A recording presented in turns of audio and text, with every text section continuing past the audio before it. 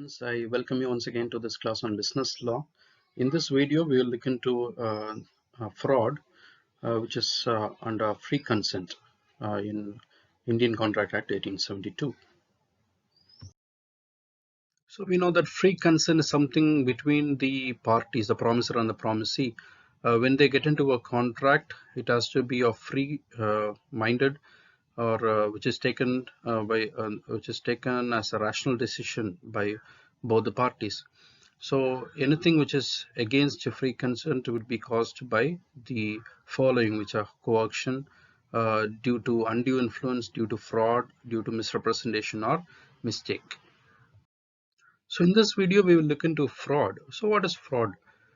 Fraud is actually a willful representation made by one of the parties in order to deceive the other party, so that that party might enter into this particular contract with him. Okay, it is a willful representation or a willful thing made by a particular party. So it can be a false statement or a statement which is not believed to be true, and it actually denotes the absence of honest belief. It notes that that particular party is of a wicked mind.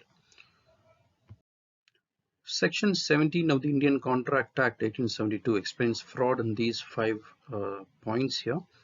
It can be a false suggestion known to be false and or not believed to be true. For example, realtors, when they try to sell plots to people, they come out with the saying that if you buy this plot, you will get water within 10 feet depth.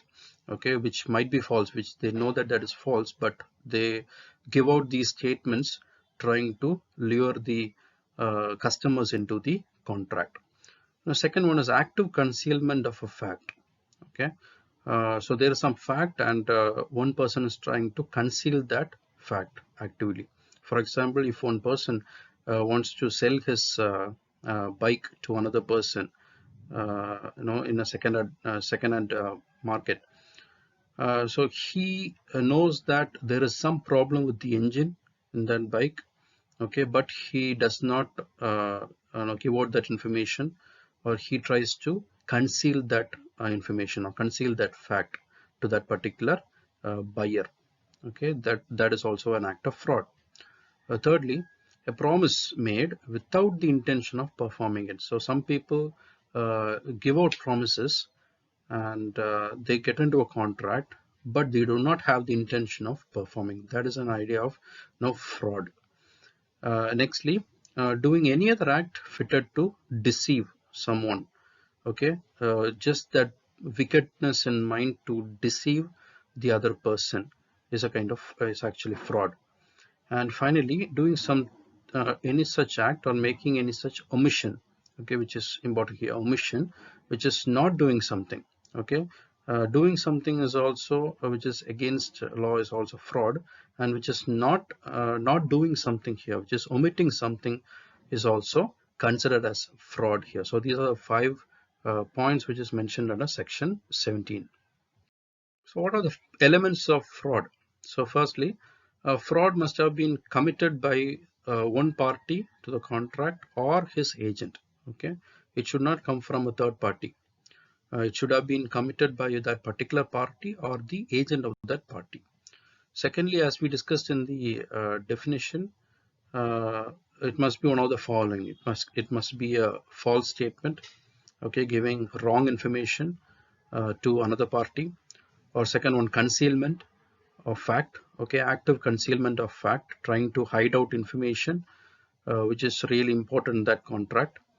Thirdly, only promise and no execution. Okay, the intention of not performing that promise, and any other act or omission. So any act which is done to defraud someone, or omitting or not doing something to defraud someone. And fourthly, you have committed with the intention to deceive.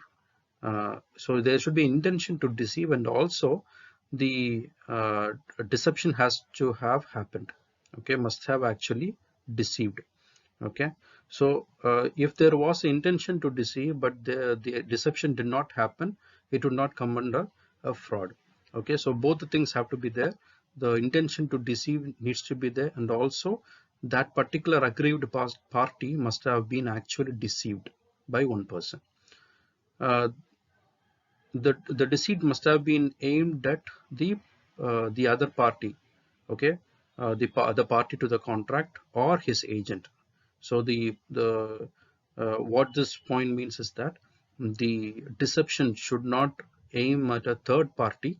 Okay, only it should be aimed at the second party, or the aggrieved party, or his agent. So one party tries to deceive another party. So the aggrieved party must have relied upon the statement given by the other party. Okay, and that would have led to the deception. So relying upon the statement and getting deceived. And finally, the aggrieved party must have suffered some loss due to this defraudness. Okay, so these are the elements of fraud. So what are the consequences or the effects of fraud? So the aggrieved party have these options in his hand. So he has the no option or right to rescind the contract, okay, or rescission of the contract, or cancellation of the contract. So the particular contract can be cancelled by that particular aggrieved party if in case he was defrauded. Secondly, he can insist on the performance of that particular contract. So whatever has to be performed by the other party, he can insist on that performance to happen. And thirdly, he can sue for damages which has been created upon him. So he would have incurred some damages out of that fraud activity, and so he can sue for those damages. He can reach out to the court. And finally, restitution. Okay, restitution is actually restoration of certain items. So if one person, the aggrieved party, has lost some goods, or incurred some damages, so he can restitute, or he can insist on the restoration of those damaged goods, or the goods for him. So it's basically a restoration of the items. So these are the consequences of fraud. So thank you so much, students, for listening to this video. Hope you would have understood the idea of fraud. Please subscribe to my channel for more learning. Thank you.